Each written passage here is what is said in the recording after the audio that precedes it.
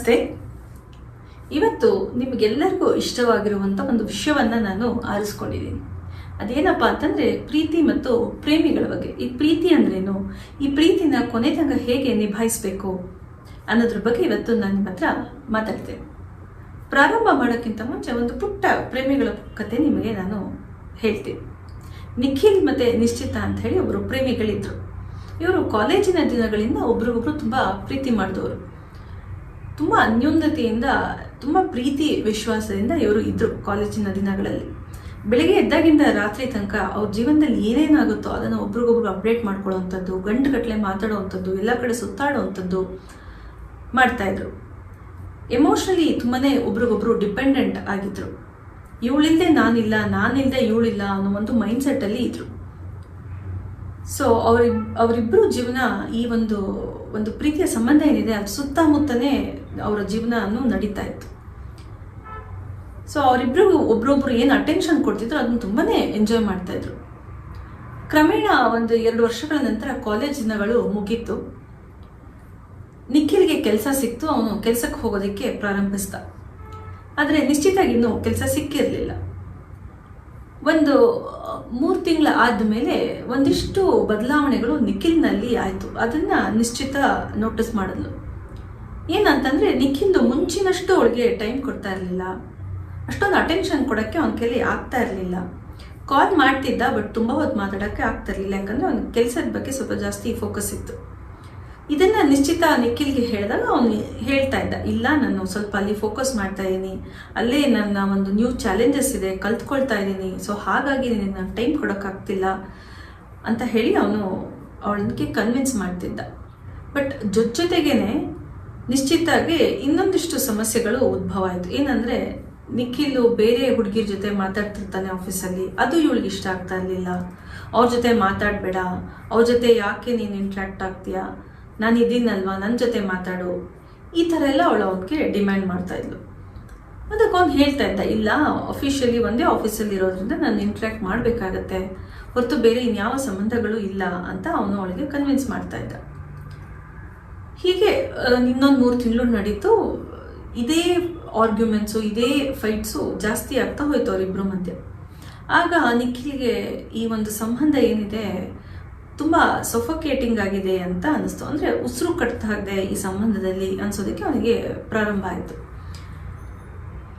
ಆಗ ಅವನು ಹೇಳ್ದ, ಇಲ್ಲ ನೀನು ಹಿಂಗೆ ಮಾಡಬೇಡ, ನನಗಿಷ್ಟ ಆಗ್ತಾ ಇಲ್ಲ, ತುಂಬ ಉಸಿರು ಕಟ್ಟಿಸ್ತಾ ಇದೆಯಾ ನೀನು, ನಾನು ನಿನ್ನ ಖಂಡಿತವಾಗ್ಲೂ ಮುಂಚಿನ ಎಷ್ಟು ಪ್ರೀತಿಸ್ತಾ ಇದ್ನೋ ಅಷ್ಟೇ ಪ್ರೀತಿಸ್ತಾ ಇದ್ದೀನಿ, ಆದರೆ ಟೈಮ್ ಕೊಡೋಕ್ಕಾಗ್ತಿಲ್ಲ ಅಷ್ಟೇ, ಅದನ್ನು ನೀನು ಅರ್ಥ ಮಾಡ್ಕೋ, ಯಾಕಂದರೆ ಅವಾಗ ನಾನು ಫ್ರೀ ಇದ್ದೆ, ಇವಾಗ ಫ್ರೀ ಇಲ್ಲ ನಾನು, so you have to accept this change ಅಂತ ಅವನು ಅವಳ ಹತ್ರ ರಿಕ್ವೆಸ್ಟ್ ಮಾಡಿಕೊಂಡ. ನಿಶ್ಚಿತ ಓಕೆ ಅಂತಿದ್ಲು, ಬಟ್ ಮತ್ತೆ ಅದೇ ಮನಸ್ಥಿತಿಗೆ ಬರ್ತಾ ಇದ್ಲು.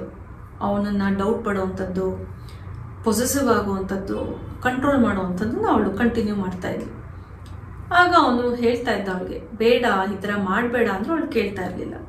ಸೊ ಏನಾಯಿತು, ಅವ್ರ ಮಧ್ಯ ಈ ಪ್ರೀತಿ, ಒಂದು ಒಳ್ಳೆ ಸಂಭಾಷಣೆಗಳು ನಡೀತಾ ಇರಲಿಲ್ಲ, ಬರೀ ಜಗಳಗಳು ನಡೀತಾ ಇತ್ತು. ಹೀಗೆ ಇನ್ನೊಂದು 6 ತಿಂಗಳು ನಡೀತು.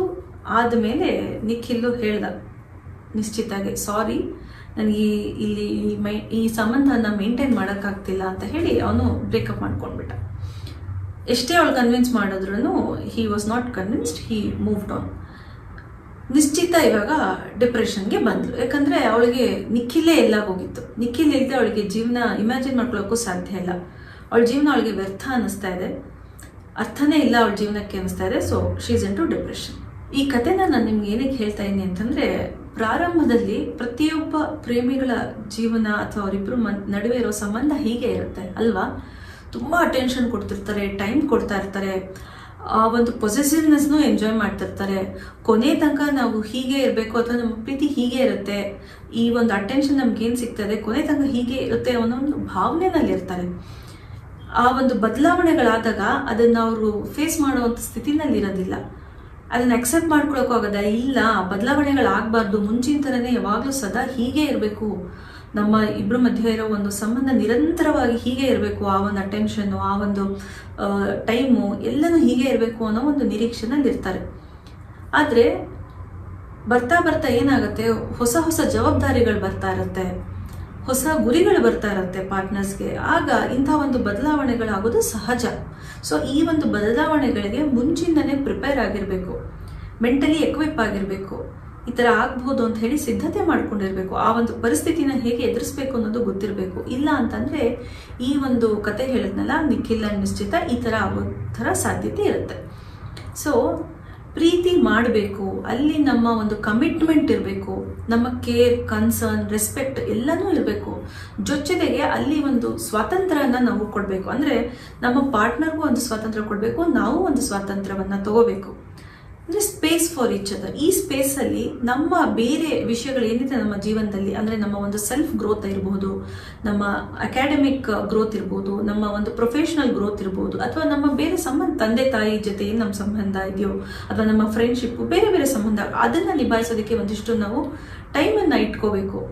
ಈ ಪ್ರೀತಿ ಸಂಬಂಧಗಳಲ್ಲಿ ಏನಾದ್ರು ಕೊರತೆ ಆದರೆ, ಏನಾದ್ರು ಸಮಸ್ಯೆಗಳಾದರೆ, ಆ ವಿಷಯಗಳಲ್ಲಿ ನಾವು ಇನ್ವಾಲ್ವ್ ಆಗೋದನ್ನು ಕಲ್ತ್ಕೋಬೇಕು. ಎಲ್ಲವನ್ನೂ ನಿಭಾಯಿಸ್ಬೇಕಂದ್ರೆ ಜೀವನ ಅನ್ನೋದು ಬರೀ ಒಂದು ಸಂಬಂಧಗಳ ಮೇಲೆ ನಿಂತಿರಲ್ಲ. ಅಲ್ಲಿ ಎಷ್ಟೊಂದು ಸಂಬಂಧಗಳಿರುತ್ತೆ, ಎಷ್ಟೊಂದು ವಿಷಯಗಳಿರುತ್ತೆ ಅಲ್ವಾ. ಸೊ ಎಲ್ಲವನ್ನೂ ಬ್ಯಾಲೆನ್ಸ್ ಮಾಡುವಂಥ ಸಾಮರ್ಥ್ಯವನ್ನು ನಾವು ಹೊಂದೋದಕ್ಕೆ ಪ್ರಯತ್ನ ಪಡಬೇಕು. ಅಲ್ಲಿ ಅಟೆನ್ಷನ್ ಸಿಗಲಿಲ್ಲ ಅಂತ ಮಾತ್ರಕ್ಕೆ ಅಲ್ಲಿ ನಮಗೆ ಪ್ರೀತಿ ಸಿಗ್ತಾ ಇಲ್ಲ ಅಂತ ನಾವು ತಪ್ಪರ್ಥ ಮಾಡ್ಕೊಳ್ತೀವಿ. ಖಂಡಿತ ಅಲ್ಲ.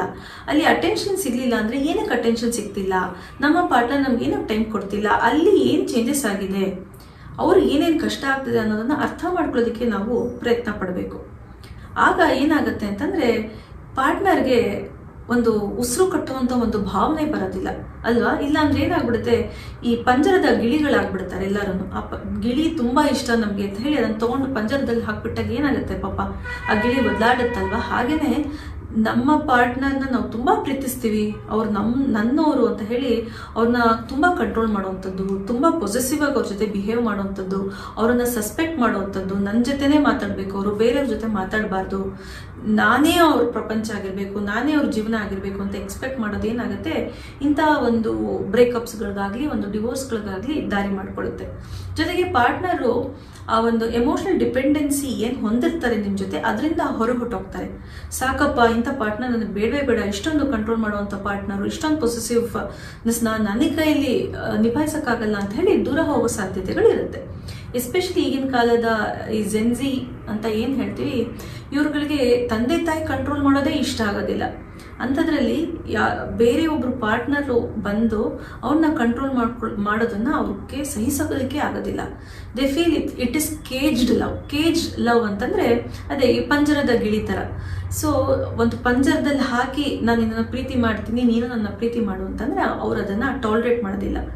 ನೀನು ಸ್ವತಂತ್ರ ಇಟ್ಕೊ, ನನಗೂ ಸ್ವತಂತ್ರ ಕೊಡು ಅನ್ನೋ ಒಂದು ಮೈಂಡ್ ಸೆಟ್ಟಲ್ಲಿ, ಒಂದು ಎಕ್ಸ್ಪೆಕ್ಟೇಷನಲ್ಲಿ ಇರುವಂಥವ್ರು ಈ ಜೆನ್ಜಿನವರು. ಸೊ ಈ ಕಾರಣಕ್ಕಾಗಿ ಈ ಒಂದು ಮುಖ್ಯವಾದ ಅಂಶವನ್ನು ನೀವು ಅರ್ಥ ಮಾಡ್ಕೋಬೇಕು.